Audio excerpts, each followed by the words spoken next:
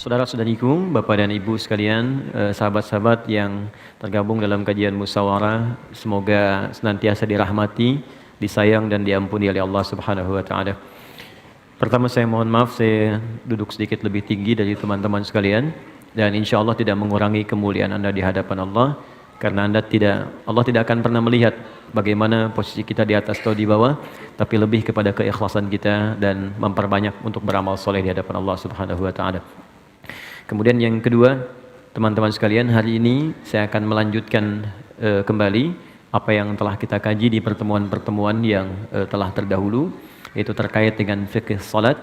Namun seperti biasa saya akan berikan kesempatan untuk kita berdialog sehingga waktu kita bisa lebih efektif untuk mendalami tuntunan syariat dalam Islam, sehingga hal-hal yang mungkin ingin dikomunikasikan atau kita ingin dapatkan solusi khususnya dalam bimbingan Al-Quran dan Sunnah Rasulullah SAW bisa kita dapati.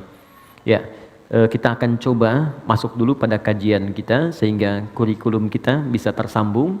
Ya, saya mohon izin kita membuat sebuah kurikulum supaya kajian kita teratur gitu ya, dan ada bahasan yang jelas untuk dikaji. Kita di fikih salat karena ini memang yang paling dasar yang harus dikuasai oleh setiap muslim supaya manfaatnya kembali kepada kita. Jadi saya ingin berikan persepsi dulu supaya kita sama-sama benar persepsinya sesuai dengan ketentuan Al-Quran. Allah menyampaikan semua ibadah yang saya perintahkan itu sesungguhnya manfaatnya kembali kepada kita yang menunaikan, bukan kepada Allah. Jadi even Allah memerintahkan kita sholat pun, Allah nggak butuh dengan sholat kita. Semuka langit dan bumi tidak menunaikan sholat, tidak akan pernah menurunkan status Allah sebagai Tuhan. Tetap Allah Tuhan. Tapi ternyata kata Allah, kita yang butuh dengan sholat itu. Karena saat kita menunaikan sholat dengan sempurna, maka semua manfaat sholat kembali kepada diri kita. Apakah itu sifatnya ketenangan? Orang sholat pasti akan cenderung jiwanya lebih tenang kata Allah. Quran surah ke-20 ayat ke-14 digabungkan dengan Quran surah ke-13 ayat 28. Orang sholat dijamin oleh Allah hidupnya lebih bahagia. Quran surah ke-23 ayat 1 sampai dengan 2. Orang sholat dijamin oleh Allah doanya cepat terkabul. Anda dekat dengan orang tua memberikan apa yang kita minta. Anda dekat dengan pimpinan di kantor, maka akses pekerjaan dimudahkan. Anda dekat dengan Allah, logika yang sama, apa yang tidak ada batas bagi Allah? Apa yang mustahil bagi Allah? Maka orang yang sholat, apapun yang dia minta, selama panjang benar sholatnya, maka Allah akan cepat mengabulkan apa yang dia minta. Itu ada di Quran surah ketiga ayat 38 sampai 39. Bahkan nanti ada orang yang sering menyebut Allah dan dia sering disebut Allah. Saking disanjungnya oleh Allah, ada orang yang belum minta seketika kebutuhannya dipenuhi oleh Allah Subhanahu wa taala. Itu di Quran surah kedua ayat 152. Fadhkuruni adzkurkum. Zikir padaku, aku akan menyebutmu. Di antara makna zikir itu salat. Quran surah ke-20 ayat ke-14. Orang salat pasti baik. Karena itu Nabi mewasiatkan pada setiap orang tua supaya anak itu dari kecil dididik sholat.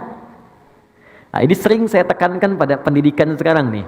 Ya, ada teman-teman yang buka TK, SD dan sebagainya. Ini kadang tangganya melompat lebih jauh. Ya, tangga kedua belum selesai, sudah naik ke tangga kelima. Anak TK sekarang fikih sholat belum selesai, fikih haji udah manasik gitu. Ini untuk sinergi aja gitu kan. Baik. Jadi kenapa Nabi minta ajarkan anakmu dari sejak kecil sholat? Karena rahasia sholat selanjutnya akan membentuk pribadi baik. Itu rahasianya di Quran surah ke-29 ayat ke-45. Inna sholata tanha 'anil fahsya'i wal munkar. Sungguh sholat yang ditunaikan dengan benar akan menjauhkan pelakunya dari dua sumber keburukan. Satu fahsya, dua munkar. Tidak ada yang ketiga. Jadi prinsipnya semua orang yang sholat pasti mendapatkan manfaat-manfaat terbaik dalam hidup. Tapi pertanyaannya, mohon izin, maaf sekali lagi, kenapa kita melihat orang sholat bahkan tidak mendapatkan satu di antara apa yang disampaikan tadi? Quran mengatakan orang sholat pasti baik. Tapi kenapa sekarang ada orang sholat berbuat yang tidak baik? Fahsya dikerjakan. Fahsya itu kan termasuk pornografi, porno aksi, LGBT, kata-kata jorok, kata-kata kotor, itu fahsya. Betapa banyak sekarang orang berkata yang kotor, menonton yang tidak baik, tapi juga sholat. Kan unik gitu.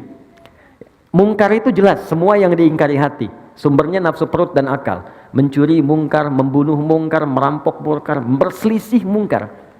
Ini yang paling aneh, dalam hal sholat ada yang berselisih. Cuman gara-gara satu bismillahnya dikencangkan, yang satu sir, bisa jadi nggak temenan gitu.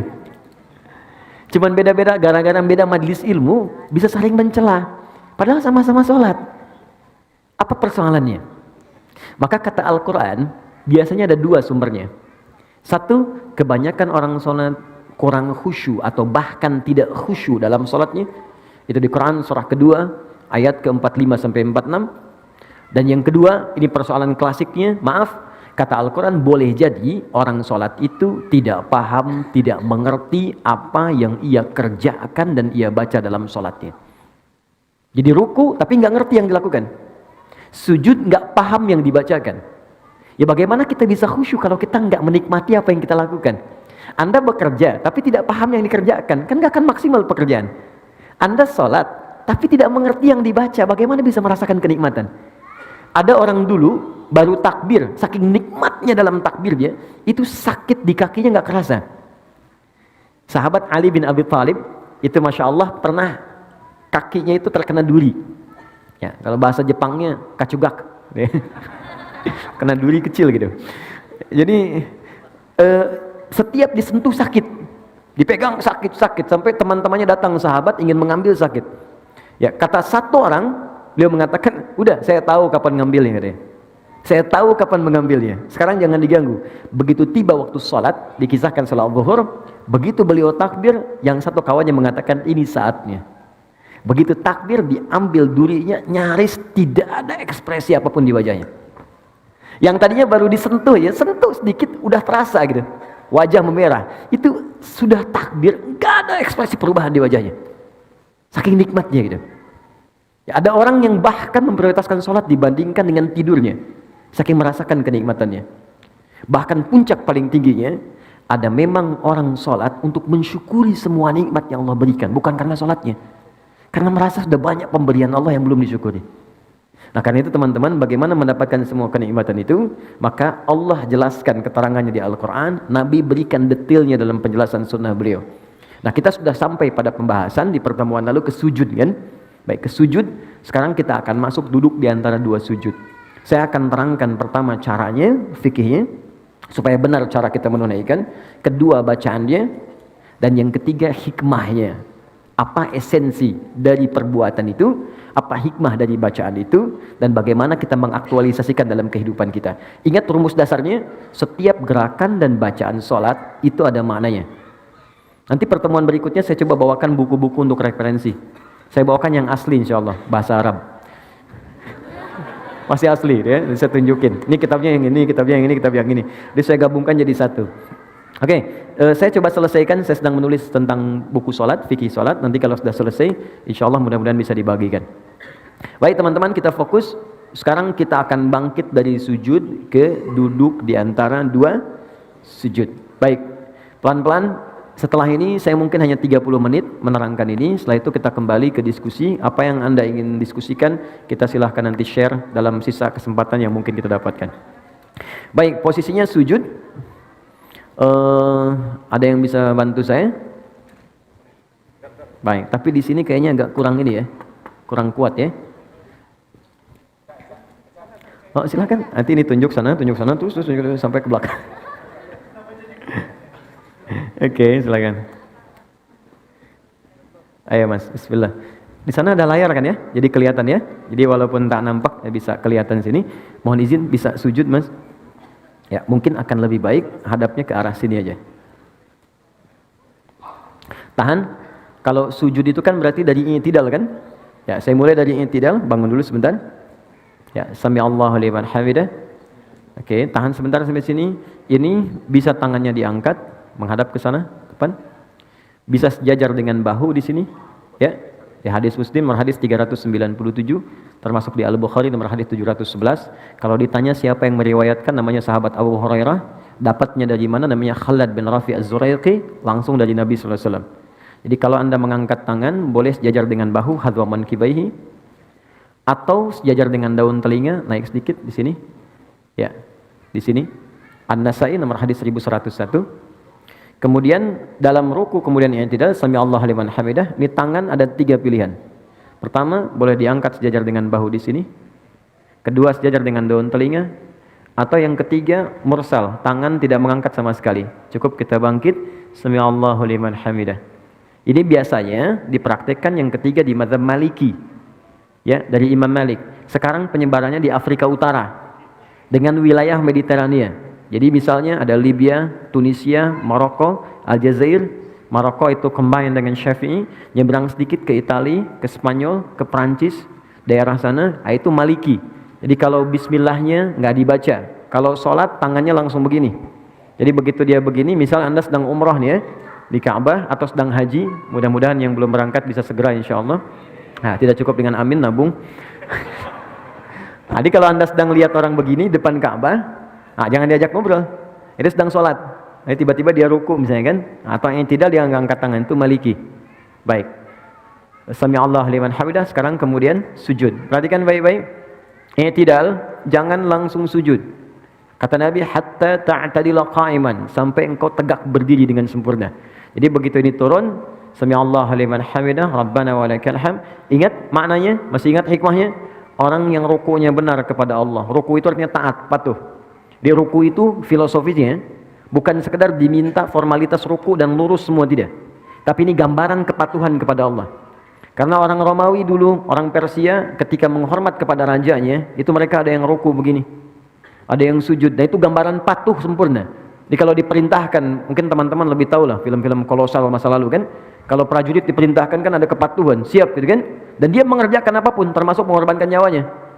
Maka Allah meminta kepada kita, Anda pada manusia aja bisa patuh sempurna, kenapa pada saya yang menciptakan Anda nggak patuh sempurna? Maka dibalik oleh Allah, rukulah yang sempurna. Makanya saat ruku semua diminta sempurna, dari kepala sampai bagian belakang diurutkan. Ini gambaran kepatuhan kita kepada Allah. Makanya kita katakan subhana rabbiyal azim wa bihamdi. Ya Allah, kalau ada orang yang dihormati oleh orang lain dalam kehidupan, ada makhluk yang disanjung, maka tidak ada yang paling tinggi, paling azim kecuali Engkau. Subhana rabbiyal azim, dan aku puji Engkau. Nah, orang-orang yang rukunya benar kepada Allah, dia patuh pada Allah, diminta dikerjakan, suruh ditinggalkan dia tinggalkan, maka Allah akan angkat derajatnya. Jadi iman itu kalau sudah kuat, tandanya patuh. Makanya iman sering disertakan dengan amal soleh. Amal soleh itu ujian kepatuhan. Quran surah 103, ya, wal 'asr innal insana lafi khusr illa alladzina amanu wa amilus shalihat. Jadi kalau orang sudah beriman, itu tandanya tanda patuh. Diuji dengan amal soleh. Ada sholat, makanya sholat dibuka dengan kalimat iman. Alladzina yu'minuna bil ghaib wa yuqimunas shalah. Iman dulu baru sholat. Puasa dibuka dengan iman. Al-Baqarah 183, ya ayyuhalladzina amanu kutiba alaikumus shiyam. Iman dulu baru sholat. Artinya kalau kita sudah ruku, kita itu siap patuh. Kata Allah kerjakan, kerjakan. Kata Allah tinggalkan, tinggalkan. Dan kata Allah, aku nggak butuh dengan itu, ini untuk kamu. Makanya orang-orang yang imannya sempurna, maksudnya patuh, maka Allah akan angkat derajatnya. Maka digambarkan lewat i'tidal. Allah mengangkatnya dengan sempurna. Itu dalilnya ada di Quran surah ke-58 ayat 11. Yarfa'illahu alladhina amanu minkum. Allah akan angkat derajat orang-orang yang sempurna imannya di antara kalian. Ditunjukkan dengan kepatuhan. Begitu diangkat dikatakan sami'allahu liman hamidah. Ya Allah, saya mendengar apa yang kau perintahkan, saya patuh. Sami'na wa ata'na. Ya hamidah, saya puji engkau dengan segala kemuliaan kau berikan kepada saya. Maka Allah katakan, kau mau minta apa saya berikan. Maka kita katakan, masih ingat di pertemuan lalu? Ya, sami'allahu liman hamidah, rabbana walakal hamd. Mil'as samawati wa mil'al ardi wa mil'a ma syi'ta min syai'in ba'du. Kata Allah, silahkan kamu minta apapun sekarang. Mau sepenuh langit, sepenuh bumi, atau antara langit dan bumi, atau antara apa yang belum aku sebutkan engkau ingin mintakan. Minta sekarang. Maka saat minta itulah ada posisi yang paling tinggi untuk meminta, yang bebas kita memohon. Dalam berdiri terbatas, ruku terbatas. Sekarang yang selanjutnya itu yang paling dahsyat, sangat luar biasa. Itulah sujud. Tapi ada rahasia setelah sujud, itu pun sangat istimewa. Maka kita diminta sujud, turun, ruku, kemudian yang tidak, kemudian sujud. Kita lihat, tahan, up, berhenti. Ini pakai lutut, boleh ya? Boleh. Masih ingat dalilnya? Abu Daud nomor hadis 838 dari Wa'il bin Hujur. Boleh juga pakai kedua telapak tangan turun. Jadi begitu mau turun, telapak tangan dulu. Ya. Baru kemudian lututnya baru turun. Dan gak usah berdebat. Yang pakai telapak tangan sahabat Abu Hurairah, yang pakai lutut Wa'il bin Hujr. Wa'il pakai lutut, Abu Hurairah pakai telapak tangan, dua-duanya sahabatan. Ya, dan dua-duanya sahabat dan mulia di hadapan Nabi. Anda sahabat bukan, tabi'in bukan, ulama bukan, satu lutut satu telapak tangan ribut gitu kan. Anda siapa? Ya, yang lutut benar, telapak tangan benar. Yang salah yang pakai kepala duluan. Ingat itu. Oke? Sujud. Oke, tahan sebentar. Mohon izin. Maaf, mudah-mudahan kelihatan. Teman-teman, kata Ibnu Abbas radhiyallahu taala anhuma, umirtu an asjuda ala sab'ati azamin. Aku diperintahkan sujud dengan 7 anggota tubuh menempel. Plus tambahan 1 di hidung. 1 jabhah, kening, ini kening yang menempel. Mohon izin bangkit dulu Mas. Di sini nempel ya. Dan tolong sekatnya ya.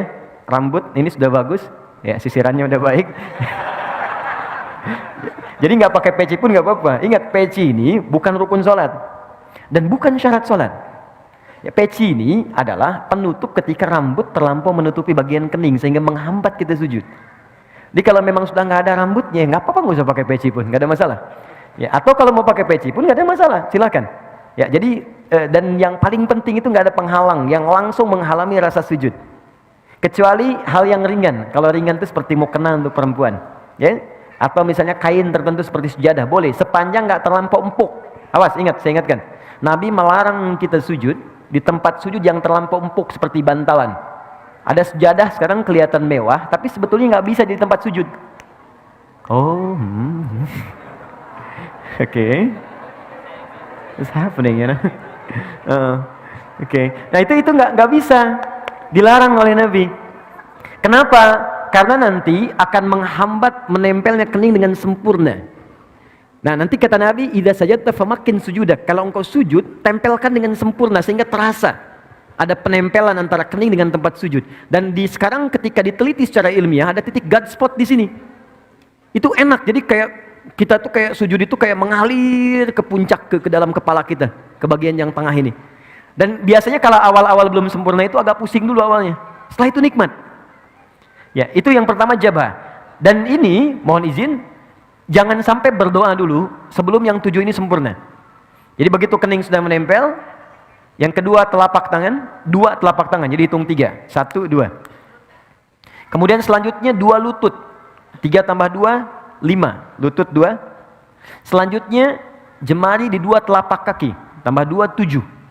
Nah, untuk jemari khusus spesial, mohon izin menghadap ke arah sini sujudnya. Makasih, jazakallah khair.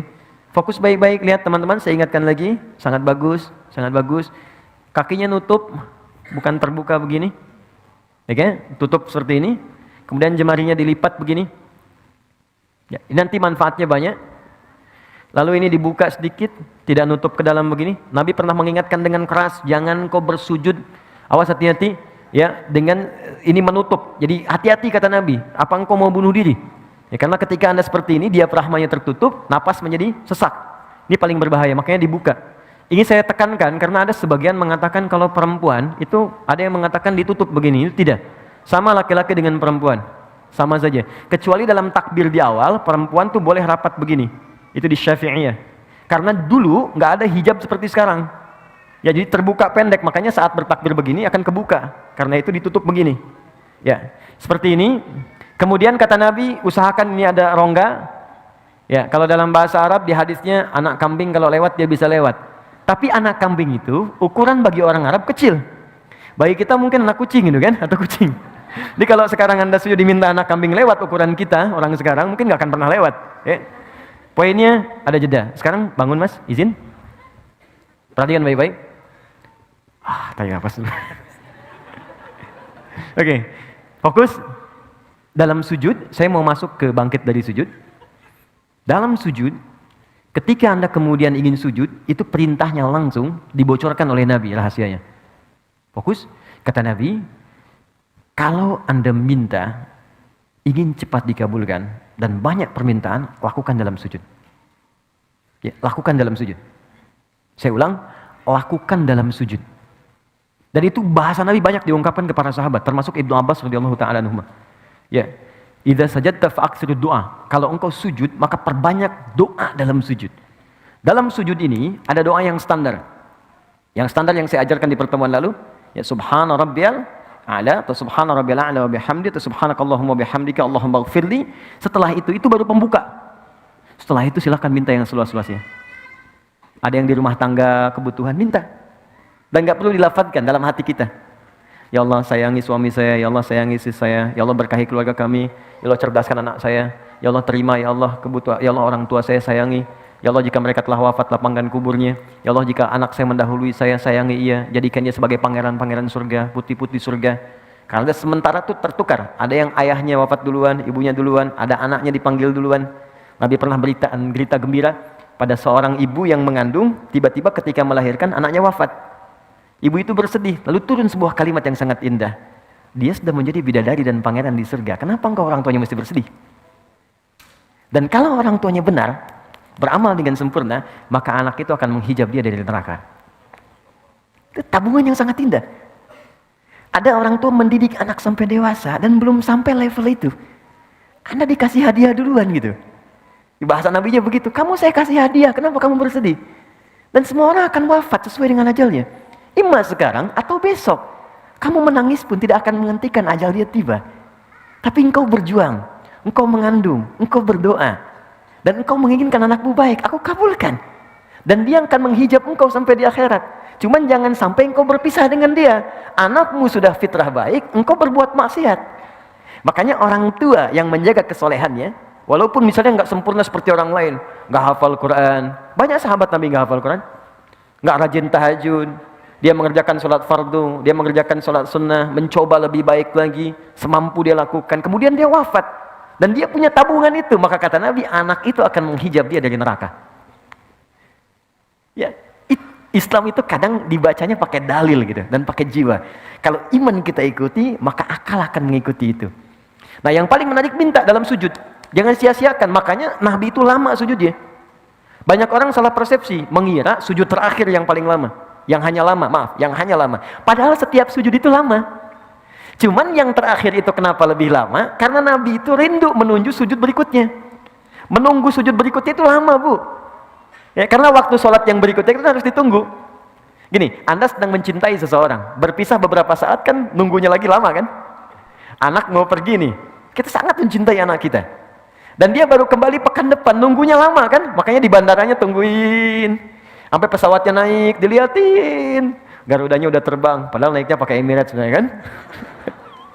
Diliatin, sama Nabi itu tidak ada puncak kerinduan kecuali saat sholat ketika menghadap Allah. Makanya sujud terakhirnya lama karena beliau mengharapkan perjumpaan sujud kembali. Nah, untuk kitanya doa yang diperbanyak. Tapi ingat, ini pengantar kepada duduk di antara sujud. Saya akhiri pengantarnya. Sujud bukan sekedar meminta kita untuk berdoa. Tapi itu adalah puncak kepatuhan yang paling dalam sebagai ikrar komitmen kita kepada Allah supaya kita benar-benar patuh dalam hidup ini dari ujung kepala sampai ujung kaki. Anda bayangkan, ruku saja, ruku benar, komitmen patuh kita, Allah akan angkat derajat kita. Maka bagaimana dengan orang yang komitmen dari ujung kepala sampai ujung kakinya akan patuh kepada Allah? Ya Allah, saya siap patuh. Saya akan gunakan mata saya untuk melihat apa yang engkau perkenankan saja. Yang tidak engkau perkenankan, saya tidak akan lihat. Tunduk, sujud. Patuh. Ya Allah, saya patuh. Lisan saya hanya akan saya gunakan pada yang apa engkau inginkan. Yang engkau larang, aku akan jauhi. Maka tunduk, patuh, sujud. Jatuhkan oleh kita. Dari ujung kepala sampai ujung kaki. Maka tahu apa yang terjadi? Begitu Anda kemudian bisa melakukan itu dengan semaksimal yang kita bisa, maka kita akan diangkat lagi oleh Allah dan langsung diberikan oleh Allah 6-7 jenis kalimat yang kalau itu dibacakan sudah selesailah semua persoalan kehidupan kita dunia sampai akhirat. Ya. Dan cara mengangkatnya bukan berdiri lagi. Karena orang saat diangkat berdiri pun bisa lelah. Tapi Allah dudukan. Bukankah duduk lebih santai dibandingkan dengan berdiri? Maka orang setelah sujud, bangkitlah dia dari sujudnya. Tidak langsung dia berdiri, tapi diminta duduk di antara dua sujud itu. Perhatikan, sujud. Silakan, Mas. Bismillah. Oh, silakan. Itu biasa, kiblat itu bisa beralih ya dari Masjidil Aqsa ke Masjidil Haram. Boleh. Boleh, silakan. Boleh. Iya, asal tidak ke Old Trafford aja. Oke, bismillah. Sudah? Sekarang sudah sujud? Paham ya? Kenapa diminta sujud? Bukan sekedar kita memohon kepada Allah, tapi permohonan itu diikat dengan komitmen. Ingat, kalau Anda ingin cepat dikabulkan permohonannya, maka cepat pula lakukan apa yang Allah mintakan. Adil kan? Kata Allah, saya minta ini, kerjakan. Begitu kita kerjakan, kamu minta apa? Saya kabulkan. Nah, ini gambaran patuh dari ujung kepala sampai ujung kaki. Begitu semua dikerjakan dengan baik, Anda bangkit. Maka Anda katakan, Allahu Akbar. Baik? Ya, saya masuk ke caranya dulu. Saya masuk ke fikihnya. Yuk kita mulai ke cara duduknya. Mohon izin, maju sedikit. Terima kasih. Ya, silahkan duduk. Oke, fokus baik-baik. Teman-teman, ada 2 jenis duduk dalam sholat. 1, iftirash. 2, tawarruk. Ya, saya tuliskan sebentar. Jangan nengok, sedang sholat. Oke. Saya mau izin, saya pakai jubah hari ini karena ada yang ngasih saya. Saya kalau dikasih saya langsung pakai untuk ibadah dulu. Ya, setelah itu baru saya simpan. Jadi untuk menyayangi orang yang ngasih. Lihat sini. 1 iftirash. Nggak pakai hamzah. Iftirash pakai sin besar. 2, tawarruk. Pakai kaf. Gini, pelan-pelan. Boleh melihat ke sini kalau ingin melihat ke sini, ya. Iftirash akar katanya dari kata farasya. Kemudian ada firash, sesuatu yang terhampar, terbentang. Ya, Quran surah kedua Al-Baqarah ayat ke-22. Allazi ja'ala lakumul arda firasya. Allah yang telah menjadikan bumi itu di dalamnya ada hamparan. Ini bukan bumi datar.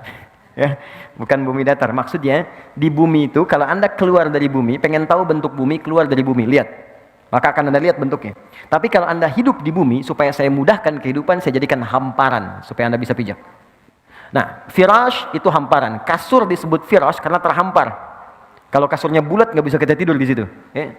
Kemudian yang paling menarik, kalau kita berusaha menghamparkan sesuatu dengan sempurna, maka tambahkan alif dengan ta, sehingga kalimatnya berubah dari firash menjadi iftirash.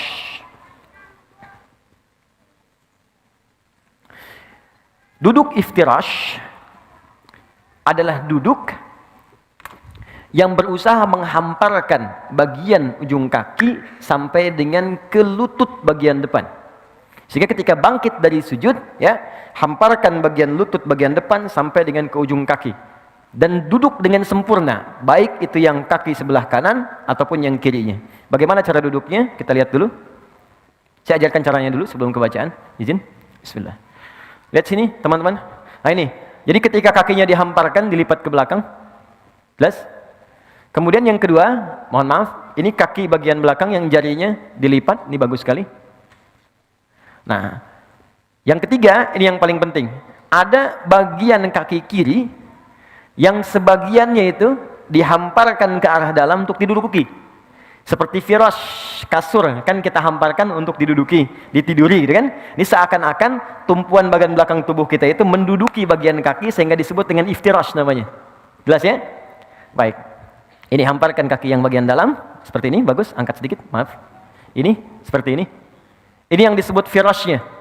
Iftirash melipat kaki yang ini, menghamparkan yang ini, melipat kaki bagian yang kiri, lalu diduduki. Ya, jelas ya? Baik, jadi seperti ini.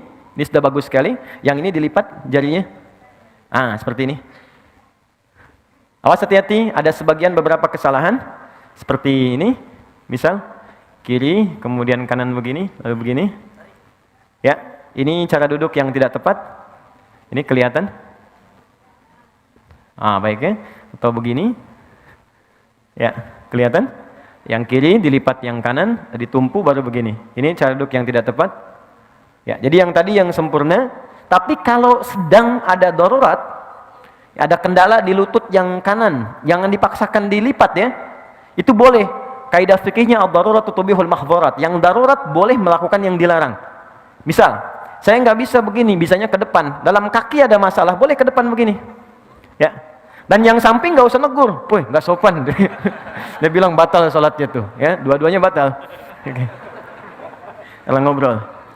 Oke, satu sudah. Kedua, badan tegak, yang ini. Dia tidak maju ke belakang, tidak mundur juga, dia tegak sempurna. 3, posisi tangan. Tangan ada 2 posisinya. Bisa di sini pas di paha, di atas lutut. Ya, lebih enak begini. Di paha di atas lutut begini. Atau bisa turun sedikit ke lutut begini. Jelas ya? Jadi bisa sama laki-laki dan perempuan, tidak ada beda, bisa di sini, atau turun sedikit. Jelas? Oke, kalau sudah jelas, posisi ini harus dilakukan dulu sebelum kita berdoa. Jadi bukan naik langsung doa.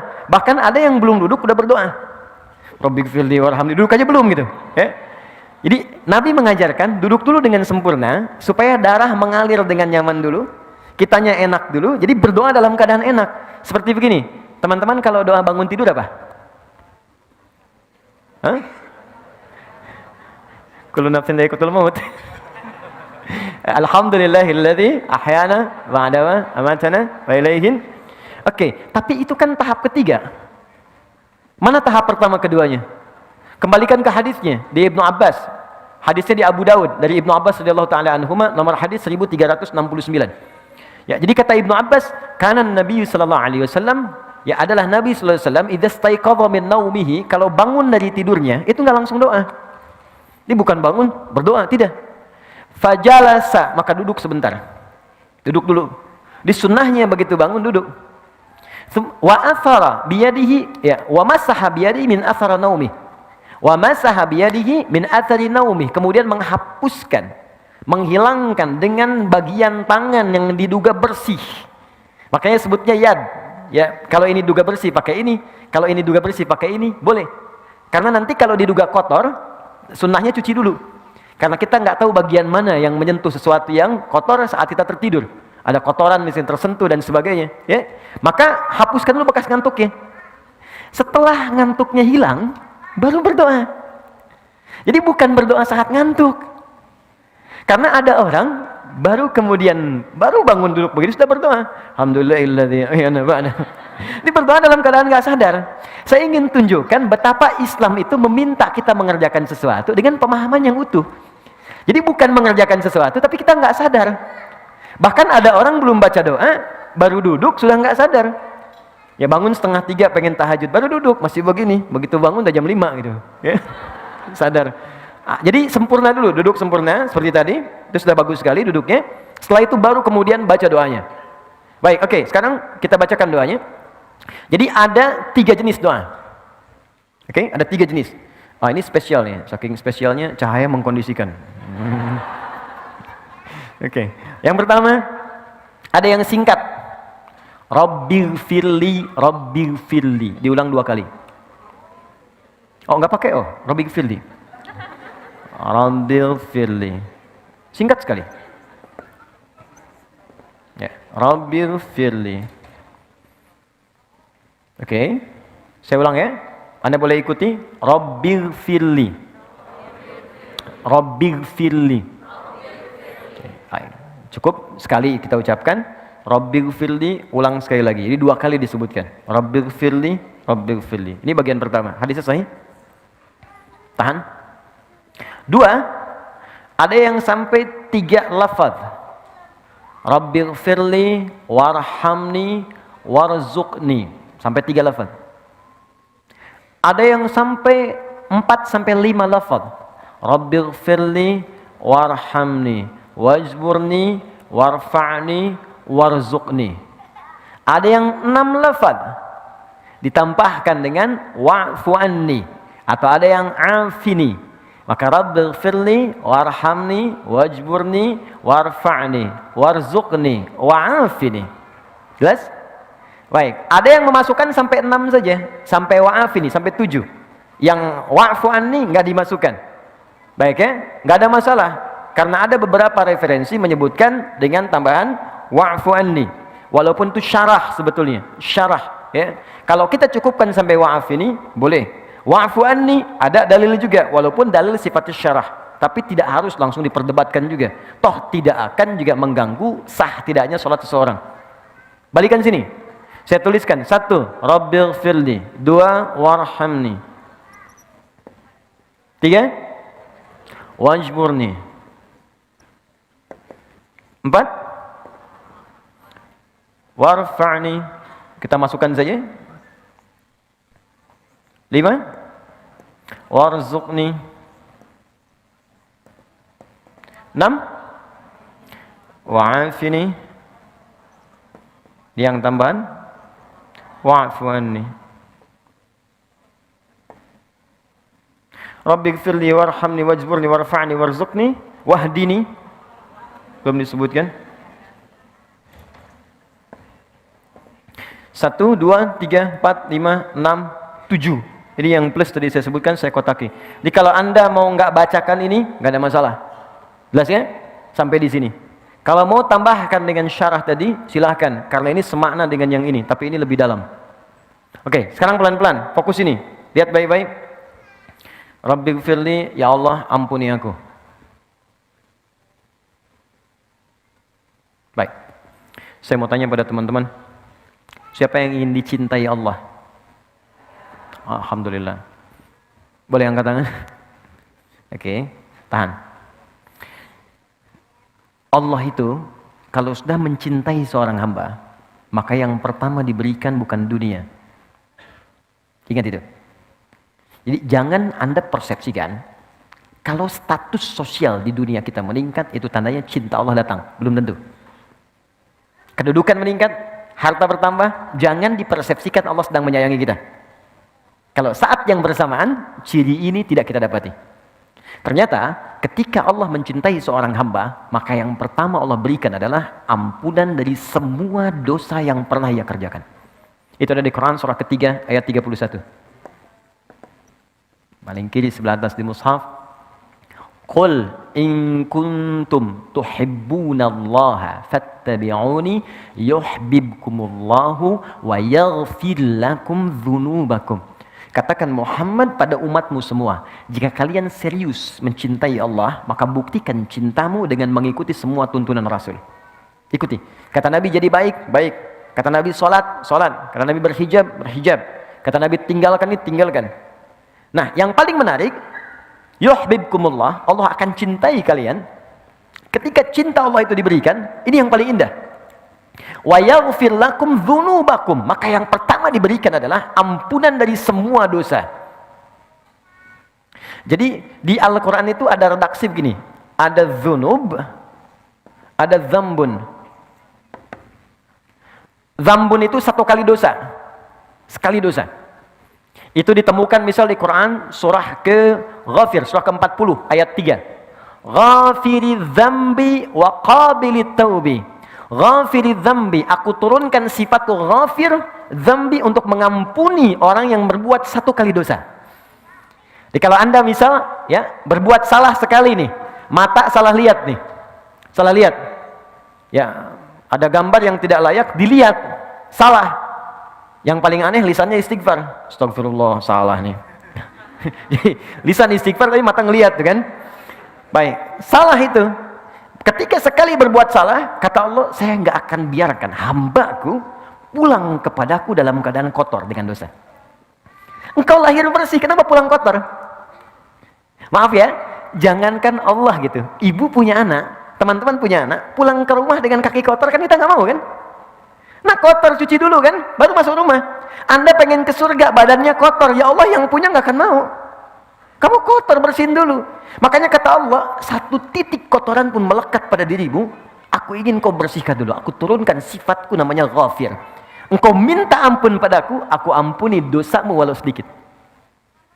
Tapi pertanyaan saya, siapa yang punya dosa sedikit? Yang punya dosa sedikit angkat tangan, saya pulang. Oke, mata berapa kali berbuat salah? Telinga salah dengar, lisan salah ucap. Pikiran juga sudah salah. Ustadz belum datang, udah 30 menit, kemana sih Ustadznya? Iya ya. Oke, kaki berapa kali salah melangkah? Udah banyak dosanya. Maka ketika itu diakumulasikan, kemudian dikumpulkan, maka berubahlah kemudian kalimatnya dari dzambun menjadi dzunubun. Nih, bentuknya jamak, plural. Pindah ke sini. Yang paling dahsyat kata Allah, maaf ya, cinta Allah itu kalau sudah diberikan, maka dia tidak akan kenal batas. Bahkan pendosa yang paling buruk pun dalam hidupnya, kata Allah, aku akan berikan peluang untuk mendapatkan cintaku. Ketika Allah memberikan cintanya, kalimatnya bukan menggunakan dzambun, tapi dzunub. Yuhibbukumullah, ketika Allah mencintai Anda, wa yaghfir lakum dzunubakum, maka aku akan ampuni semua dosa-dosa yang pernah kau kerjakan. Anda jangan takut. Kita itu sama, sepanjang kita mau mendekat. Bahkan ada ayat indah sekali. Ayat ini turun pada pelaku dosa besar yang sudah pesimis. Jadi dia udah menyimpulkan, udahlah. Ini saya lihat wajah saya ini wajah neraka nih. Udah banyak salahnya, udah hitam, udah lumpur begini nih. Orang memandang nih gak ada kesempatan ke surga, udah pokoknya jelek. Setiap orang melihat saya jelek semuanya.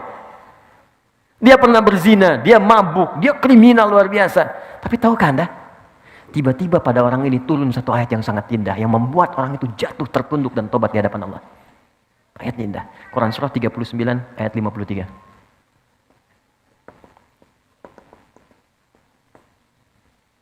Kata Allah, "Qul," katakan Muhammad, "Ya ibadiyalladzina asrafu ala anfusihim." Katakan pada hambaku yang telah mengoleksi banyak dosa dalam hidupnya. Israf itu sesuatu yang berlebihan. Jadi kalau Anda diundang ke resepsi pernikahan, ada prasmanan, Anda makan sekali. Tapi kalau Anda ngantri 10 kali, itu israf namanya. Oke? Nah, ada israf dalam berbuat dosa. Jadi dosanya udah nggak keukur. Bahkan saking gak keukurnya, kalau ada orang lain berbuat dosa, dia belum, rasanya belum lengkap. Oh, dia udah mengerjakan ini. Saya juga bisa. Jadi kalau ada orang berbuat dosa, dia belum kerjakan, dia belum lengkap hidupnya. Israf. Itu ketika dia mau kembali, itu masih disebut hamba oleh Allah. Katakan pada hambaku, ibad, itu jarang disebutkan kecuali menunjuk pada hamba yang soleh. Buka Quran surah kedua ayat 186. Paling kiri sebelah bawah di mushaf. Wa idza sa'alaka 'ibadi 'anni. Kalau hambaku yang soleh saat Ramadan, dia ingin berdoa kepadaku, mencari-cari aku. Fa inni qarib, katakan Muhammad pada mereka, aku dekat. Wa ibadur rahmanil ladzina yamshuna 'alal ardi hauna. Di surat Al-Furqan, hamba-hamba Allah yang penyayang. Kalau jalan itu jalannya bagus. Anda bayangkan, penjahat yang tobat itu disamakan statusnya oleh Allah dengan hamba yang soleh. Jadi Allah itu sangat menyukai, maaf ya, penjahat yang tobat, orang salah yang tobat dibandingkan dengan orang soleh yang tidak pernah merasa salah. Jadi Allah sangat mencintai orang salah yang bertobat dibandingkan orang soleh yang tidak pernah merasa salah. Jadi ketika Anda berbuat dosa sebanyak apapun kata Allah dan Anda ingin tobat, apa kalimatnya? La taqnatu min rahmatillah. Kamu jangan putus asa dari rahmatku. Dan disebut hamba. Kamu sama dengan soleh yang lain. Cuman kamu tinggalkan aja perbuatan buruk kamu. Gini cara memahaminya. Anda punya anak.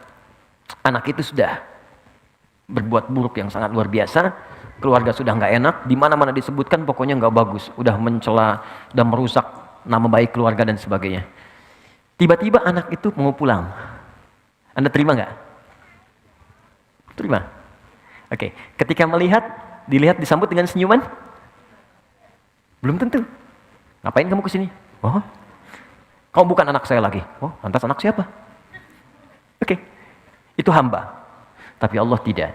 Begitu seorang pelaku maksiat yang paling tinggi pun ingin bertobat, langsung disebut dengan kalimat ibad. Qul ya ibadiyalladzina asrafu. Katakan hambaku sini. Kamu mau tobat? Jangan putus asa dari rahmatku. Innallaha, teruskan ayatnya, innallaha yaghfiru dzunuba jami'a. Allah akan mengampuni semua dosa-dosa yang pernah kau kerjakan. Kenal Fir'aun? Oke. Ya. Nih ya. Fir'aunnya. Catat kalimat saya nih. Fir'aunnya. Fir'aun itu gelar bagi raja di Mesir, Farao, bahasa Arabnya Fir'aun. Hobinya bunuh orang. Al-Baqarah ayat 49. Jadi kalau ada perempuan yang mengandung, itu di sampingnya udah ada algojo. Satu mengawasi, satu pegang pisau. Jadi kalau lahir perempuan, bebas. Perempuan, bebas. Wa yastahyuna nisa'akum. Kalau laki-laki, langsung dibanting ke tanah, disembelih di hadapan ibu yang baru melahirkannya. Yuzabbihuna abna'akum. Mengaku Tuhan. Ana rabbukumul a'la. Saya Tuhanmu yang paling besar. Fir'aun. Orang sekarang paling banter ngaku nabi. Fir'aun ngaku Tuhan. Tapi itu tidak menghalangi kasih sayang Allah untuk memberikan dia hidayah. Kita sekarang Sampai kiamat nabinya cuma satu, nggak pernah lihat lagi Nabi Muhammad SAW. Fir'aun langsung 2 nabi, Anda bayangkan. Musa dan Harun. Quran surah ke-20 ayat 43 sampai 44. Idhaba ila fir'auna innahu tagha. Musa dan Harun pergilah kepada Fir'aun, dia sudah mulai melampaui batas. Faqula lahu qawlan layyina la'allahu yatadhakkaru aw yakhsha. Coba ingatkan dia dengan kelembutan. Mungkin dengan lembut itu dia akan sadar dia salah. Anda bayangkan, saking rahmannya Allah, seorang yang mengaku Tuhan, hobinya bunuh orang, itu masih diberikan kesempatan dapat hidayah supaya balik lagi. Sampai nyawa itu di tenggorokan itu. Maksud saya gini, kalau Allah sudah tawarkan sifat yang sempurna ini, Anda belum bertobat juga, Anda butuh apa lagi untuk berubah? Anda akan wafat. Lihatlah ke cermin, kamu akan wafat. Innaka mayyitun fa innahum mayyitun. Kamu wafat, sesuatu kamu akan pulang. Masa pulang dalam keadaan kotor? Apa enggak malu kamu lahirnya bersih, pulangnya kotor? Dan itu dibuka di hadapan Allah semua. Nah, poinnya adalah ketika Allah mencintai seorang hamba, maka dia akan mendapatkan ampunan dari dosa. Yang paling menarik, fokus baik-baik. Yang paling menarik, artinya kalau ada seseorang yang diampuni dosanya oleh Allah, maka dia sudah mendapatkan cinta Allah Subhanahu wa taala. Fokus dari sini.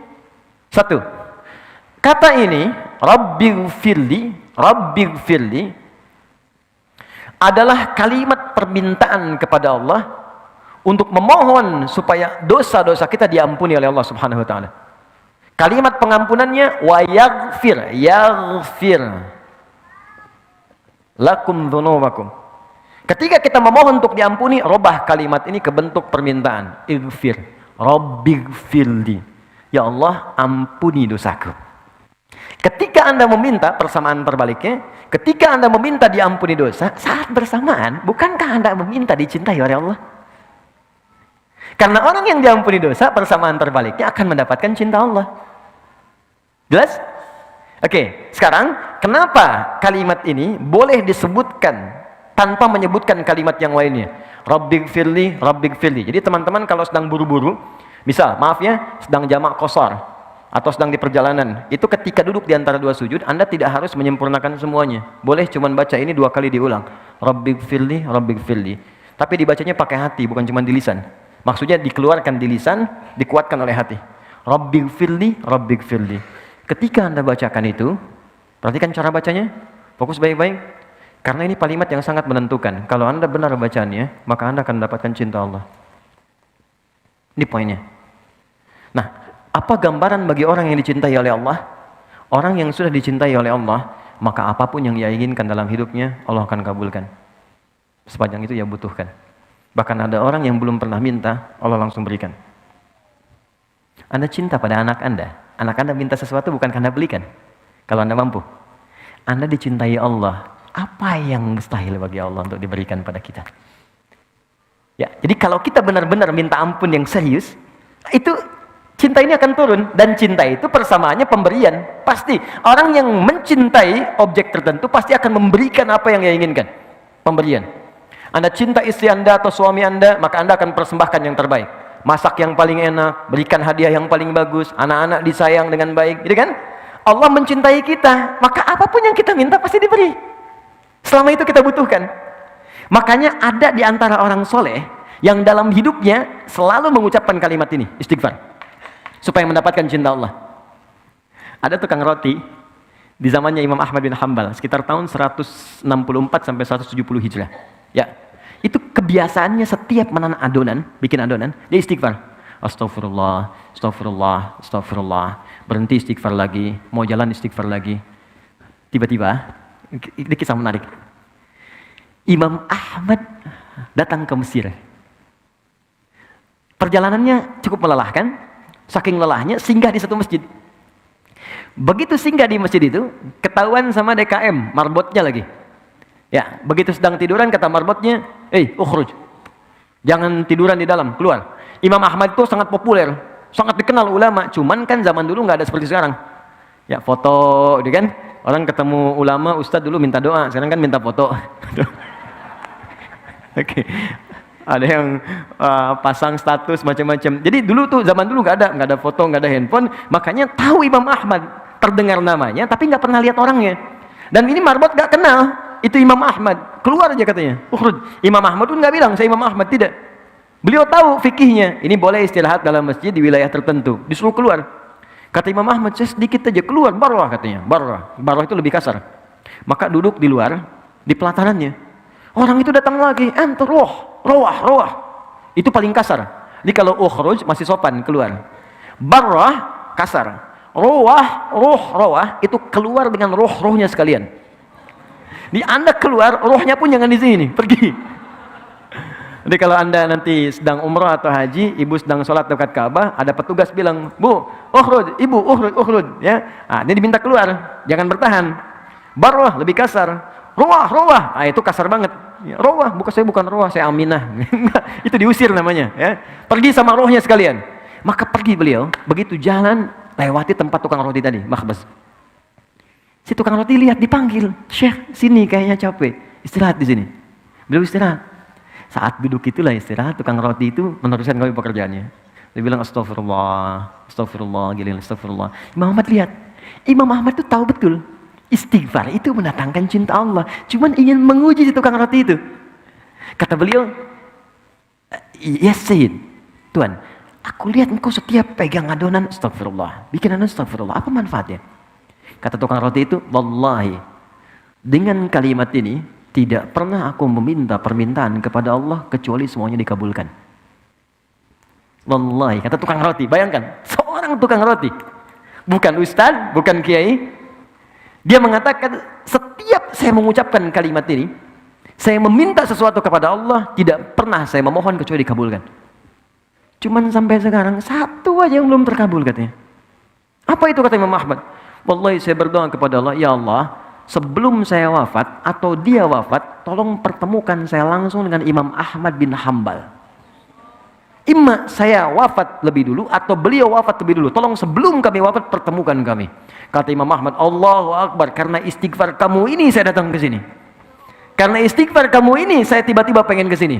Saya istighfar kamu ini saya sampai dikeluarkan dari masjid, Pak, itu rumah Allah, hanya untuk diantarkan kepada tempatmu karena istighfarmu." Allahu Akbar. Dan jangan lakukan itu pada saya. Ini.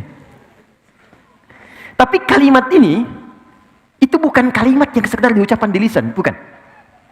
Kalimat yang disertai dengan penghayatan pada jiwa untuk mendapatkan cinta. Karena cinta itu muaranya hati ke jiwa. Lihat sini, fokus. Ya Allah, ampuni saya. Berarti minta apa? Minta ampun. Kalau minta ampun berarti ada yang apa? Yang salah kan? Kalau salah berarti apa? Dosa kan? Oke, sekarang kalau kita sudah paham ini, artinya kita minta ampun karena merasa salah. Mustahil orang minta ampun kalau nggak ada salah. Anak Anda nggak akan minta maaf pada orang tuanya kalau nggak ada kesalahan. Istri nggak akan minta maaf pada suami atau sebaliknya kalau nggak ada salah. Maka kita pun ketika mengatakan Rabbighfirli, ya Allah ampuni saya, karena kita merasa salah. Karena itulah kata para pakar fikih, ahli fikih fuqaha, ketika Anda mengucapkan kalimat Rabbighfirli, maka sertakan di hati kita, rasakan kesalahan apa yang pernah diperbuat sampai duduk di antara dua sujud itu. Tuh, sampai nangis anak. Oke. Bukankah Anda tadi berjanji untuk patuh dalam sujud? Saya patuh, mata saya akan melihat yang baik. Ternyata ketika sudah selesai sholat, mata melihat yang tidak baik. Telinga akan mendengar yang baik. Ternyata telinga salah dengar kan? Salah enggak? Salah kan? Makanya ketika bangkit itu, Anda katakan Rabbighfirli, Rabbighfirli. Mohon izin, maaf sekali kalau kalimat ini kurang menyenangkan. Ketika Anda katakan Rabbighfirli, segera rasakan kesalahan apa yang pernah dikerjakan dari ujung kepala sampai ujung kaki. Mata pernah salah lihat apa? Telinga salah dengar apa? Sampai ke ujung kaki. Kalau itu bisa diucapkan dengan benar, satu kalimat ini saja, itu sudah bisa mendatangkan cinta Allah Subhanahu wa Ta'ala. Kalau cinta Allah sudah diberikan kepada kita, maka yang 7 akan otomatis mengikuti. Warhamni akan disayang Allah. Wajburni akan dijaga dari orang yang mengganggu. Maaf, kata Al-Quran, orang yang berkarir itu tidak akan selamanya mulus. Kadang di atas, kadang di bawah. Kadang ada gangguan, kadang yang iseng. Maka Allah turunkan sifatnya, namanya Al-Jabbar. Untuk melindungi hambanya yang dijahili oleh orang lain dalam aktivitasnya. Cara meminta perlindungannya, wajburni. Warfa'ni, diangkat derajat. Di apapun profesi Anda, pebisnis yang paling tinggi. Ya, kedudukan yang paling tinggi, yang baik. Kemudian teruskan, ada kalimat warzuqni, rizki. Rizki itu jangan diartikan dengan uang semata, tidak. Kesehatan rizki. Ya, Anda sehat, rizki. Pilih mana? Pilih mana teman-teman? Mohon izin, kan kaya tapi sakit atau miskin tapi sehat? Kaya tapi sehat. Nah, berarti kan sehat itu penting kan? Ya, ketenangan itu rizki. Tenangan rizki, sama aja. Pilih mana? Kaya tapi gelisah atau miskin tapi tenang? Cepat. Berarti ketenangan itu rizki. Ya, kekayaan yang menghadirkan kegelisahan berarti tidak menikmati kekayaan itu. Makanya pencuri itu sebetulnya nggak kaya. Karena setiap dia mencuri, hatinya gelisah. Ya, hatinya gelisah. Koruptor itu nggak kaya, karena setiap dia ngambil, itu gelisah jiwanya. Dan ketika gelisah itu berarti dia masih miskin. Karena dia membutuhkan sesuatu yang nggak dia dapatkan. Ayo, teruskan. Warzuqni. Kemudian wahdini. Berikan hidayah. Hidayah itu segala hal yang baik dalam hidup. Makanya ada doa yang diajarkan Nabi kepada Al-Husain dan Al-Hasan. Al-Hasan yang menerima. Kemudian Ibnu Umar. Allahumma hdini fiman hadait. Wa'afini fiman afait. Wa tawallani fiman tawalait. Ya Allah, berikan aku petunjuk kebaikan dan tempatkan aku di tempat orang-orang baik. Allahumma hdini fiman hadait. Di kalau menikah, ketemu pasangan baik. Maaf, kalau di kantor ketemu orang baik. Kalau bekerja ketemu orang baik. Itu yang dimaksud Allahumma hdini fiman hadait. Kalau Anda persingkat wahdini, ya Allah tunjukkan aku pada orang-orang baik. Ya, jadi ini tuh datang sendiri. Jadi kalau orang sudah diampuni dosanya oleh Allah, yang ini datang seketika. Wa'afini, sehatkan aku, jauhkan dari penyakit-penyakit yang merusak, mengganggu untuk ibadah. Wa'afu anni, maafkan aku. Kenapa ini menjadi tambahan? Karena sudah tercakup di sini. Tapi kalau mau dispesifikan, disebutkan gak ada masalah. Jelas ya? Baik, jadi teman-teman sekalian, kuncinya di sini yang ini akan mengikuti. Kapan ini diberikan? Kalau sujudnya sempurna. Kalau sujudnya sempurna. Nah, terakhir, orang yang sudah diampuni oleh Allah, maka cirinya ada dua.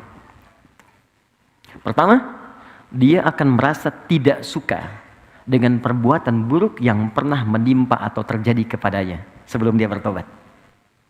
Jadi kalau sudah disebutkan lagi nggak enak. Biasa mata melihat sesuatu yang nggak bagus, disebutkan dari tayangan nih, saya nggak mau, jangan sebut itu lagi. Atau berbuat sesuatu yang nggak bagus, datang ke tempat yang nggak baik, melakukan sesuatu yang dilarang. Begitu diceritakan nggak enak, jangan sebut itu lagi. Saya sudah berubah sekarang. Yang kedua, ciri yang kedua, selalu tobat disandingkan dengan islah. Taba wa aslaha, taba wa aslaha. Dia memperbaiki diri dengan mengerjakan perbuatan yang lebih bermanfaat. Berbahagialah kalau Anda sekarang sudah mulai pengen ke majlis ta'lim, ikut kajian. Artinya Allah sudah menginginkan kita baik. Jadi kalau Allah ingin kita baik, kitanya nggak berubah baik, lantas apa yang bisa membuat kita berubah jadi baik? Itu poinnya. Nikmati itu, dan tolong jangan samakan level dengan yang lain. Ya, Anda kalau ingin mengukur, ukur dengan diri Anda. Jangan samakan dengan yang lain. Karena Allah ketika memberikan penilaian, ukurannya pribadi kita. Kita boleh kemudian merasa iri, ghibah namanya, dengan kesolehan orang. Tapi jangan mengukur kesolehan orang lain untuk menilai diri kita soleh. Tapi kita bisa berlomba untuk mencapai apa yang telah dihasilkan. Anda hijrah, belum hafal Quran. Jangan diukur kalau hijrah, itu harus hafal Quran. Ukurannya, saya lebih baik daripada kemarin. Ketika Anda meninggalkan perbuatan buruk itu jadi baik, itulah Anda. Solehnya Anda di situ. Tapi kalau Anda ingin mulai menghafal Quran, jadi plus untuk kita. Itu yang disebut ghibah dalam hadis. Maka dari itu teman-teman, saya simpulkan, kalau orang sudah benar diampuni, maka dirinya, singkatnya, akan dijaga oleh Allah dari perbuatan maksiat. Pertanyaan saya, bukankah Anda mengucapkan Rabbighfirli, Rabbighfirli, Rabbighfirli berapa kali dalam sehari? Zuhur 2 kali, Asar 2 kali, Maghrib 2 kali, Isya 2 kali, 8, Subuh sekali, 9 kali. Anda sudah memohon minta ampun kepada Allah 9 kali dalam sehari paling minimal. Tapi kenapa masih berbuat salah? Jangan-jangan kalimat ini tidak pernah diucapkan dengan hati kita. Hanya mengalir di lisan saja. Karena itu setiap kali sholat, muncul zuhur, coba kenali apa maksiat yang kerjakan dari subuh sampai zuhur. Sehingga kita bisa sesali. Zuhur ke asar, apa yang salah? Evaluasi, kita sesali. Sampai ke isya.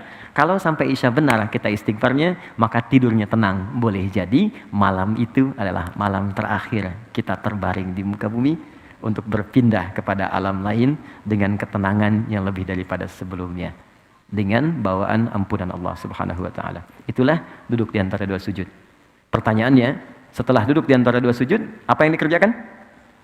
Sujud lagi kan? Nah, kenapa kemudian sujud lagi? Apa bacaannya? Kenapa mesti 2 kali? Itu yang akan kita bahas di pertemuan berikutnya insyaallah. Ya, sekarang kita diskusi dulu. Kita ada waktu 10 menit menuju zuhur. Ya, kurang lebih. Saya perkenankan teman-teman kalau ada yang ingin bertanya atau kita berdiskusi, saya sampaikan. Silakan. Gini, sebentar. Kalau sifatnya privasi, nggak usah sebut nama, dibuat umum saja. Kalau masalahnya umum, silahkan share. Jelas ya? Supaya kita bisa menjaga privasi Anda dengan baik. Bismillahirrahmanirrahim teman-teman. Masya Allah, ini tema hari ini ya, jelek banget ya. Untuk teman-teman yang mau bertanya, kita kasih kesempatan dulu untuk yang mungkin baru pertama kali hadir ya. Mungkin, monggo silakan Mas. Monggo dari Ahwat. Ada yang mau bertanya? Ada? Oh ya, gantian ya. Ada mic lagi nggak? Oke. Monggo silakan Mas. Assalamualaikum Ustadz. Waalaikumsalam warahmatullahi wabarakatuh. Tadi kan cara bersujud kan katanya tangan itu harus agak terbuka. Bagaimana di saat sholat jamaah kan kita kan agak Mepet ya? terbatas gitu ruangnya. Itu aja. Baik. Ya, ini dari Mas siapa Mas? Farah. Mas Farah. Baik, pertama saya langsung jawab saja ya. Farah itu artinya orang yang bahagia. Dari kata fariha, ya. Dan itu diikat oleh Allah kebahagiaan itu dengan ketaatan. Jadi kalau ingin bahagia hakiki, maka Anda tingkatkan ketaatan pada Allah Subhanahu wa taala. Farah itu kalau sudah mengikat dengan ketaatan, maka berubah nama jadi falah. Falahun. Falah itu artinya hasil dari kebahagiaan setelah menunaikan ibadah. Makanya ketika Anda sholat, panggilannya hayya 'alas shalah, hayya 'alal falah. Baik, semoga Anda dapatkan itu. Pertanyaan Anda, kenapa kemudian saat sujud tangannya masih sedikit terbuka bagian siku, padahal berjamaah kita itu boleh jadi kemudian dekat. Sebetulnya kalau semua orang caranya benar, nggak akan kesulitan. Buktinya saat Anda takbir biasa saja. Jadi kalau semua orang caranya benar, kan Nabi itu sederhana. Ketika Anda sujud, lebar tangannya selebar takbir. Dilakukan tangan caranya ketika sujud selebar takbir. Di takbir ini kan begini, bukan begini. Ya? Begini kan? Takbir begini, bisa di bahu, bisa sejajar dengan daun telinga. Dan ini ketika sujud tidak ada yang berubah. Segini saja. Di ketika takbir kan begini, tangan dibuka kan? Ya kan? Allahu Akbar. Ya kan? Tangan di sini kan? Oke? Baik. Bagi yang perempuan, sama, tidak ada beda dengan laki-laki. Cuman di kalangan Asy-Syafi'iyah, ada yang berpendapat perempuan sedikit rapatkan begini. Kapan fatwa itu muncul? Dalam kondisi ketika kain yang dia gunakan menutup secara terbatas, karena dulu nggak seperti sekarang, ada mukena macam-macam. Makanya ketika dibuka begini tersingkap sebagian kainnya, karena itu dirapatkan seperti ini. Tapi dalam sujud sepakat itu kemudian dibuka seperti ini. Dibuka yang dimaksudkan bukan dibuka berlebihan seperti ini, tidak. Apalagi begini, tidak. Jadi dibuka standar saat takbir begini, supaya ada ruang untuk bernafas dan tangan tidak menutup ke sini. Apa prinsipnya? Sebab kalau prinsipnya tangan itu dirapatkan seperti ini, kemudian dibawa ke sujud, maka ini akan menutup diafragma yang menghambat kita bernafas dengan sempurna. Sudah posisi sujud, darah berkumpul di otak, nafas kemudian ditarik, makanya ketika bangun kan ada terengah-engah, karena semua darah diarahkan ke otak. Ini ditutup begini, makanya ketika ada orang yang menutup, Nabi langsung marah, jangan lakukan, buka. Kalau bisa anak kambing bisa lewat, kata Nabi. Itu di zaman Nabi. Karena itu bukan berarti ketika Anda sujud, membuka berlebihan begini, tidak. Yang dimaksudkan buka saja sedikit, ya kan? Sampai terbuka sehingga kita bisa bernafas dengan baik, itu maksudnya. Jelas ya? Baik. Jadi ini disamakan dulu persepsinya. Kalau semuanya agak beda-beda, ada yang begini, ada yang begini, ya itu jadi masalah, ya kan? Jadi poinnya seperti tadi ya. Allah Ta'ala a'lam bissawab. Ada yang selain? Silakan Fadl dari teman-teman Ahwat. Assalamualaikum warahmatullahi wabarakatuh. Assalamualaikum warahmatullahi wabarakatuh. Ustadz, saya mau nanya apakah niat itu harus dilafalkan atau enggak? Baik. Kalau niat wudhu itu harus dilafalkan apa enggak? Dan kalau misalnya wudhunya di dalam kamar mandi kan kita nggak boleh mengucapkan kalimat Allah. Itu bagaimana Ustadz? Baik. Pertama ada niat, yang kedua ada pelafazan. Allah barik fik. Baik, niat itu pekerjaan hati. Al-Imam Syafi'i mengatakan an-niyatu mahalluha fil qalbi. muqtarinan bit takbir. Niat itu adanya di tempatnya di hati dan bersamaan dengan takbir. Jadi ketika kita bertakbir dalam sholat misalnya Allahu Akbar, begitu mengucapkan Allah, hati kita menunjukkan, ya Allah, saya akan sholat zuhur 4 rakaat. Ya Allah, saya akan salat subuh 2 rakaat. Bahasa Arabnya usolli fardhu dhuhri 4 rakaat, usolli fardhu subhi rakaatain. Jadi begitu tangan bertakbir, lisan mengucapkan Allahu Akbar, hati berniat. Jelas sampai sini? Nah, kalau itu kemudian dilafadzkan, maka lafadz itu sesungguhnya bukan niat, tapi lafadz itu kalimat yang diucapkan untuk menguatkan niat. Apa di antara contoh ibadahnya? Haji dan umrah. Ketika haji dan umrah, itu niatnya diucapkan. Talaffuz bin niat untuk menguatkan niat. Biasanya ketika ada itu dilafadzkan, itu ibadahnya bukan ibadah standar, tapi ibadah yang membutuhkan motivasi 2 kali lipat sampai harus diucapkan. Itu cuma di Islam tuh. Jadi kalau Anda sedang mengalami goncangan yang kuat, untuk mengatasi keraguan kegelisahan kita, maka keluarkan lewat ucapan. Saya yakin bisa, saya yakin bisa. Masalah ini tuntas. Itu teorinya di Islam. Katakan. Makanya sering di Quran tuh kul, katakan. Ekspresikan, tuliskan. Itu di kita. Yang pakai sekarang orang Jepang. Kamu bisa, kamu bisa. Ada benteng Takeshi dulu kan? Kamu bisa, kamu bisa. Sekarang orang Korea nyusul Jepang karena perkataan. Lebih daripada Nihon, lebih daripada Nippon. Orang Jepang punya Honda, dia punya Hyundai. Terus, sampai sekarang nyusul. Nah, makanya dicontohkan lewat ibadah, itu filosofinya demikian. Jadi ketika kita haji umrah, labbaik Allahumma hajja, labbaik Allahumma umratan, dilafadzkan untuk menguatkan motivasi niat kita. Niatnya tetap bersemayam dalam jiwanya, dilafadzkan untuk menguatkannya. Nah, kasus lafadz niat itu muncul, itu kasusnya muncul di masa abad-abad para orang-orang saleh setelah peninggal Nabi sallallahu alaihi wasallam, peninggal sahabat, di tabi'in, kemudian ada pembahasan fikih. Ya, itu di mazhab Syafi'i kemudian memberikan pandangan. Apa pembahasan fikihnya? Ada seseorang yang ingin menunaikan sholat, jadi dia nggak bisa khusyuk. Baru takbir, nggak bisa fokus lagi. Baru takbir, nggak bisa lagi. Maka kemudian diajarkan, coba baca ta'awudz. Dia baca ta'awudz, nggak fokus juga. Maka diajarkanlah lafadz niyatak. Lafadzkan niatmu untuk menguatkan apa yang kau sampaikan dalam jiwamu. Di niatmu di hatimu, lafadz itu membantu menguatkan niatmu. Di lafadz itu bukan niat. Kalaupun Anda melafadzkan misalnya atau tidak sama sekali, tidak akan menggugurkan niat yang sudah ada dalam hati. Jadi kalau Anda nggak lafadzkan pun atau dilafadzkan, itu bukan syarat sholat. Jadi dalam kasus ketika Anda ragu, ya, Anda khawatir gelisah, lafadzkan untuk menguatkan niat. Tapi kalau nggak ada misalnya sama sekali kegelisahan, nggak harus dilafadzkan, silahkan. Cukup dalam hatinya, usolli dalam hatinya, atau dengan bahasanya, dia bertakbir, langsung mengalir di situ.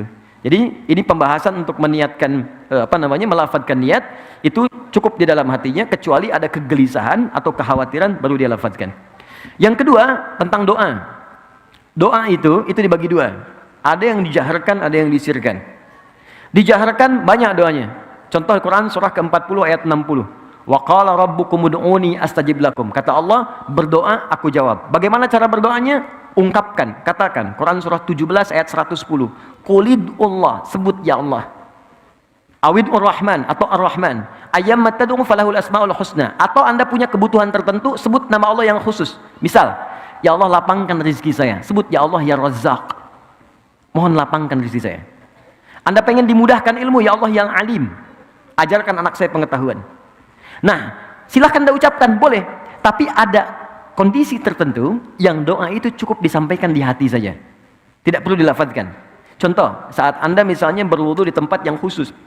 Nggak ada keran terbuka, adanya di toilet. Sedangkan di toilet itu nggak boleh kita melafadzkan kalimat-kalimat thayyibah, maka cukup dalam hati. Dalilnya Quran surah ke-7 ayat 205. Wadhkur rabbaka fi nafsika tadarruan wa khifatan wa dunal jahri minal qaul. Silahkan sebut nama Allah, berdoa dalam hatimu dengan sepenuh kekhusyuan dan jiwa. Minta kepada Allah apa yang kau harapkan. Jadi ketika Anda masuk di toilet, Anda kemudian harus berwudu dan memang nggak ada tempat lain kecuali itu, maka dalam hati Anda katakan Bismillahirrahmanirrahim. Ya kan? Terus Anda bacakan yang baik. Setelah itu Anda berdoa dan sebagainya. Dalam hati sah dilakukan. Ya Allah Ta'ala a'lam bissawab. Ya, Masya Allah. Doa dalam hati ini banyak yang jomblo sering lakukan ya. Teman-teman, ada lagi? Iwan dulu, siapa? Mau banyak yang punya pertanyaan nih kayak di sini. Okay. Coba, mau kirim dulu, silakan. Boleh. Boleh nggak? Boleh. Ya, terima kasih pertanyaannya. Kita pindah. Belum. Belum. Ya, Assalamualaikum Ustaz. Assalamualaikum warahmatullahi wabarakatuh. Saya mau tanya kalau kita lagi sholat kan suka nggak khusyuk, apalagi kalau jadi Mungkin antum ya, saya nggak iya, ikutan. saya Sat. Oke. Saya kalau sholat suka nggak khusyuk Sat. Oke. Apalagi kalau berjamaah kadang bacaannya udah selesai duluan sebelum imam selesai. Terus kadang suka mikir yang aneh-aneh. Terus saya pernah dengar caranya itu kalau nggak salah mengucapkan a'udzubillahi minasyaitonirrajim terus kayak meludah 3 kali ke sebelah kiri Ustaz. Itu Terus istri sholat di kiri. enggak. Maksudnya ngeludahnya bukan yang gitu Ustaz. Nah, itu saya pernah dengar, apakah benar atau bagaimana caranya kalau kita lagi nggak khusyuk pas lagi sholat Ustaz? Apakah kalau diulang lagi dari awal kan nggak mungkin Ustaz karena lagi jamaah. Baik. Terima kasih. Lu sholat di mana? Di masjid Pak. Gue nggak bakal ikutan. Baik, jadi fikih sholat dijawab dengan hadis tentang sholat. Muamalah dijawab dengan dalil tentang muamalah. Jangan masalah sholat dijawab pakai dalil zakat. Masalah zakat dijawab pakai dalil sholat. Itu tidak akan nyambung, walaupun kadang-kadang kelihatan serupa. Jika ada kondisi dalam sholat yang membuat kita merasa seakan berubah dari kekhusyuan, maka ada tips langsung disampaikan oleh Allah dalam Al-Quran. Tipsnya di Quran surah kedua Al-Baqarah ayat 45 sampai 46. Kata Allah, "Wasta'inu bis-sabri was-salah, wa innaha lakabiratun illa 'alal khashi'in." Jika Anda punya persoalan dalam hidup, maka terima dengan sabar. Karena bukan Anda saja yang punya masalah, kata Allah. Semua orang punya persoalan. Bahkan Nabi pun punya masalah. Anda sakit, Nabi Ayub sakit. Anda dijahili orang, bahkan Nabi Yunus dilemparkan dari perahunya sampai ditelan ikan paus. Anda dilempari orang dengan kata-kata dicela, dihina, Nabi Muhammad dilempar pakai batu. Jadi kalau Nabi aja sabar, Anda yang bukan Nabi kenapa nggak sabar, kata Allah. Maka terima dengan sabar. Lalu minta solusi lewat sholat. Jangan didiamkan persoalan. Curhatkan, keluarkan. Didiamkan malah menambah penyakit. Curhat terbaik itu dengan Allah. Minta solusi. Karena Allah yang paling dipercaya. Manusia bisa mengingkari, Allah tidak. Maka ayo bicara. Kata Allah, bicara padaku. Punya masalah apa? Maka diminta kita untuk menyampaikan apa yang kita ingin keluhkan. Maka kita sholat. Tapi ingat kata Allah, wa innaha lakabiratun. Sungguh sholat itu tidak mudah dikerjakan. Bayangkan ya teman-teman, di situ ada sabar, ada sholat. Sabar saja itu tidak mudah. Tapi ketika sabar disandingkan dengan sholat, itu sabar itu nomor 2. Sholat paling tinggi, dan sholat itu nggak mudah dilakukan kata Allah. Illa 'alal khashi'in, kecuali bagi orang khusyuk. Nah sekarang kita tanya, bagaimana cara khusyuk ya Allah supaya sholatnya enak? Ayat 46 ya. 1, alladzina yadhunnuna annahum mulaqu rabbihim. Orang sholat kalau ingin khusyuk, maka persiapannya dimulai sejak sebelum dia sholat. Di khusyuk itu ternyata tahap pertamanya bukan saat sholat, tapi sebelum sholat. Apa ciri pertamanya? Pertamanya dia masih ingat, punya kerinduan untuk sholat. Dia ada rasa, ingat tentang sholat. Misalnya sekarang nih, kayaknya udah dekat duhur tuh. Itu Anda sudah membayangkan begitu aja, udah disebut mendapatkan tahap pertama dari khusyuk. Berbahagialah kalau dalam keseharian kita masih ingat sholat. Artinya tahap pertamanya kita dapat, tinggal step selanjutnya kita ikuti. Yang paling bahaya itu kalau sudah nggak ingat dan nggak peduli dengan sholat. Jadi kalau masih ada gambaran kita masih ingat untuk sholat, bahkan mengingat apa yang belum kita kerjakan, asar jam berapa nanti ya, maghrib jam berapa ya, itu tandanya kehusuannya meningkat.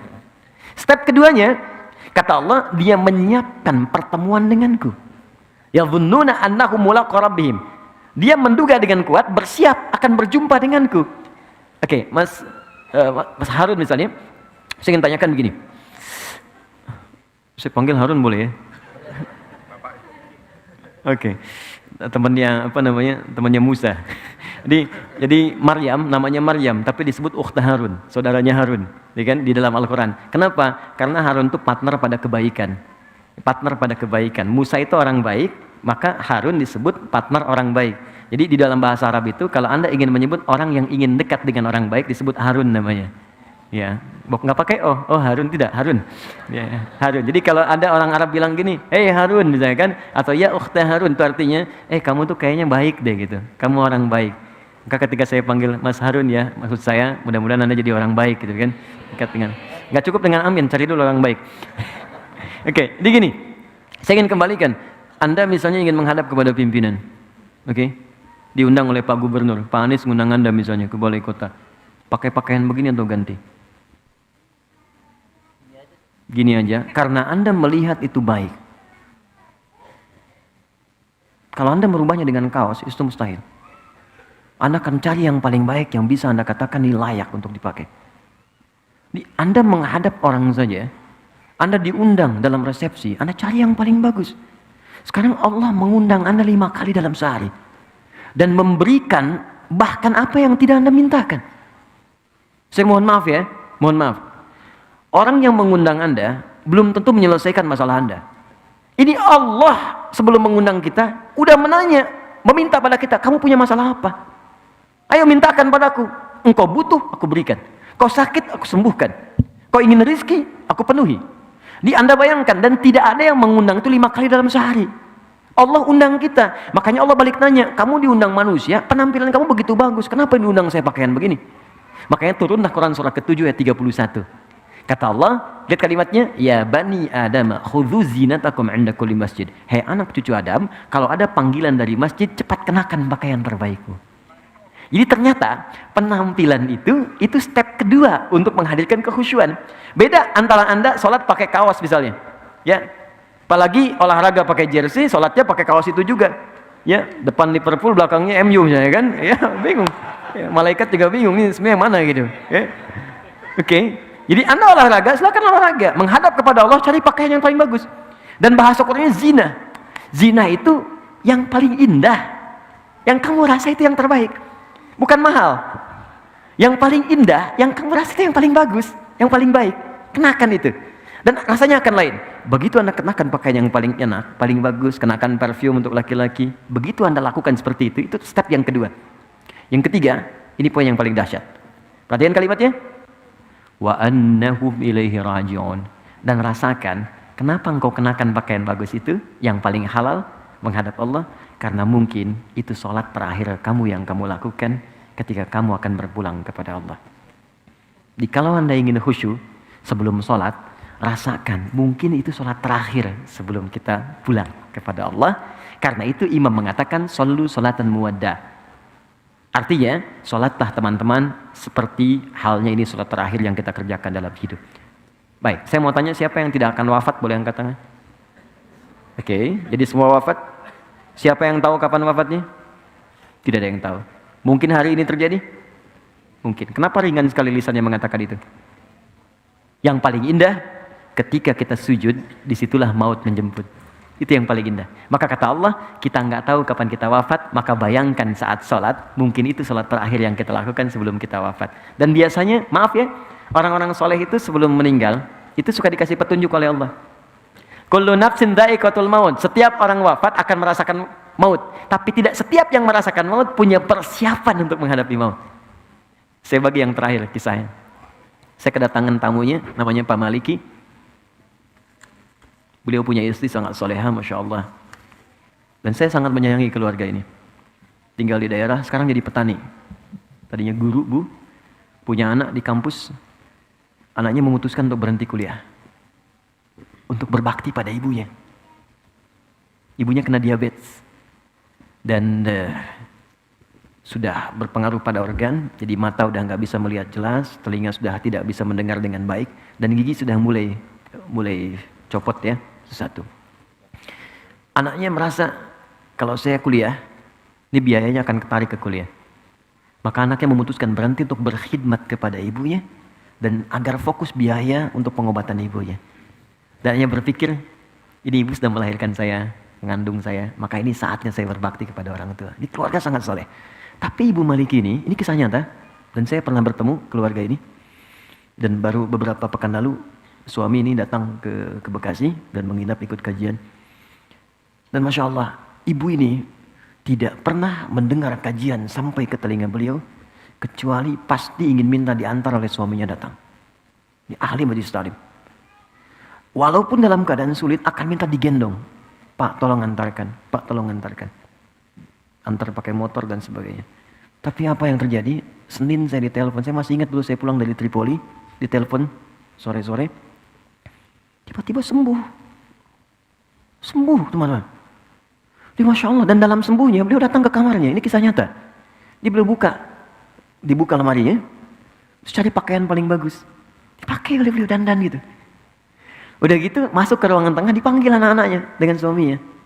Pak sini, nak sini, datang gitu kan. Masih kaget kaget, gak bisa tanya, kok bisa seketika gitu, sehat, sembuh, datang. Terus minta bikinkan susu katanya, dibuatkan susu. Dibikinkan duduk semua, tengah, duduk. Kemudian minta pada anaknya untuk dibacakan Al-Quran. Nak coba baca Quran deh. Anaknya baca.